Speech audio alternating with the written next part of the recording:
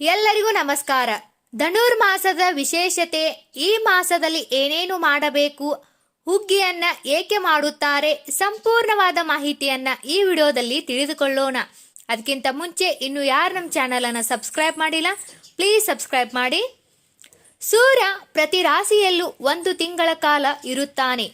ಇಂದು ಆತ ಧನುರಾಶಿಗೆ ಪ್ರವೇಶಿಸಿದ್ದಾನೆ. ಹೀಗೆ ಧನುರಾಶಿಯಲ್ಲಿ ಸೂರ್ಯನಿರುವ 1 ತಿಂಗಳ ಕಾಲವನ್ನ ಧನುರ್ಮಾಸ ಎನ್ನಲಾಗುತ್ತದೆ. ಅಂದರೆ ಡಿಸೆಂಬರ್ 16ರಂದು ಆರಂಭವಾಗುವ ಧನುರ್ಮಾಸವು 14ನೇ ಜನವರಿ 2023ರವರೆಗೆ ಸಂಕ್ರಾಂತಿಯ ಮುನ್ನ ದಿನದವರೆಗೆ ಇರುತ್ತದೆ. ಕೃಷ್ಣನು ಭಗವದ್ಗೀತೆಯಲ್ಲಿ ಮಾಸಗಳನ್ನು ಕುರಿತು ಹೇಳುವಾಗ ಧನುರ್ಮಾಸದ ಮಹಾತ್ಮೆಗೆ ವಿಶೇಷ ಒತ್ತು ನೀಡಿ ಮಾಸಾಯನಾಂ ಮಾರ್ಗಶೀರ್ಷೋಮಿ ಎಂದಿದ್ದಾನೆ. ಅಂದರೆ ಧನುರ್ಮಾಸ ಪುಣ್ಯ ಪೂರ್ಣಮಾಸ, ಪರ್ವ ಪ್ರವರ್ತ ಪ್ರತಿಷ್ಠಿತ ಮಾಸ. ಧನುರ್ಮಾಸದ ವಿಶೇಷ, ದೇವತೆಗಳಿಗೆ 1 ವರ್ಷವೆಂದರೆ 1 ದಿನದಂತೆ. ನಮ್ಮ ಪಾಲಿನ 6 ತಿಂಗಳು ಅವರಿಗೆ 1 ರಾತ್ರಿಯ ಕಾಲ. ಇದನ್ನೇ ದಕ್ಷಿಣಾಯನ ಎನ್ನುವುದು.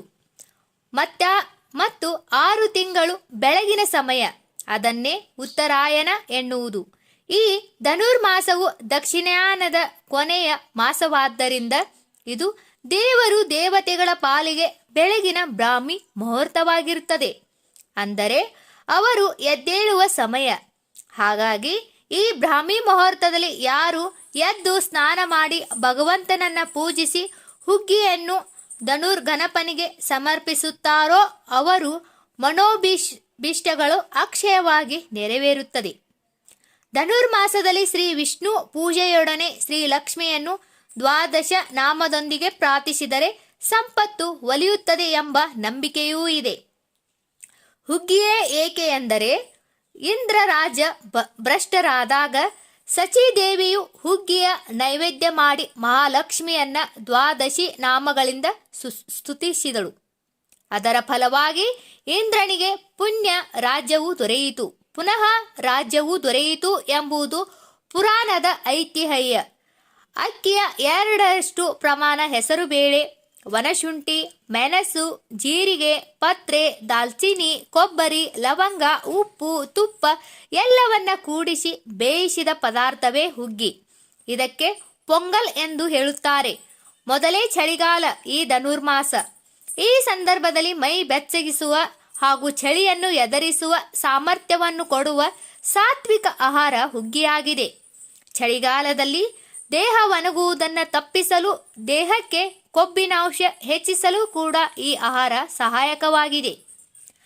ಈ ಮಾಸದಲ್ಲಿ ಏನೇನು ಮಾಡಬೇಕು ಎಂದು ನೋಡುವುದಾದರೆ, ಈ ಮಾಸದಲ್ಲಿ ತಿರುಪಾಯಿ ಶ್ಲೋಕಗಳನ್ನು ಹೇಳುವುದು, ಧನುರ್ಮಾಸ ವ್ರತ ಕಥೆಯಾದ ಗೋದಾದೇವಿಯ ಕತೆ ಕೇಳುವುದು, ವಿಷ್ಣುವಿಗೆ ವಿಶೇಷ ಪೂಜೆ ಹಾಗೂ ಹೂಗಳನ್ನು ಸಮರ್ಪಿಸುವುದನ್ನು ಮಾಡುವುದರಿಂದ ವಿಶೇಷ ಕೃಪೆಗೆ ಪಾತ್ರರಾಗಬಹುದು.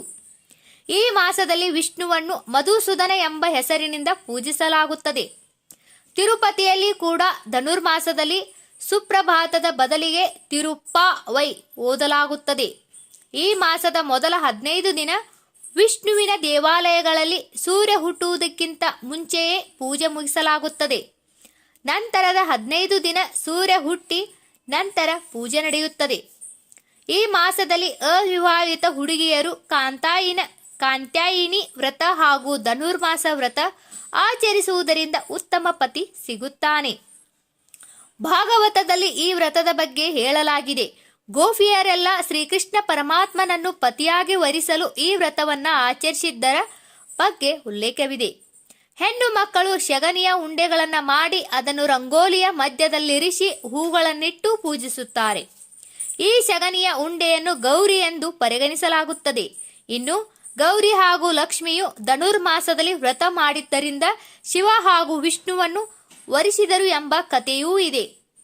ಈ ಎಲ್ಲ ಮಾಹಿತಿ ನಿಮ್ಗೆ ಇಷ್ಟ ಆದರೆ ಈ ವಿಡಿಯೋಗೆ ಒಂದು ಲೈಕ್ ಮಾಡಿ. ಇನ್ನು ಯಾರು ನಮ್ಮ ಚಾನಲ್ ಅನ್ನು ಸಬ್ಸ್ಕ್ರೈಬ್ ಮಾಡಿಲ್ಲ, ಪ್ಲೀಸ್ ಸಬ್ಸ್ಕ್ರೈಬ್ ಮಾಡಿ. ಎಲ್ಲರಿಗೂ ಧನ್ಯವಾದಗಳು.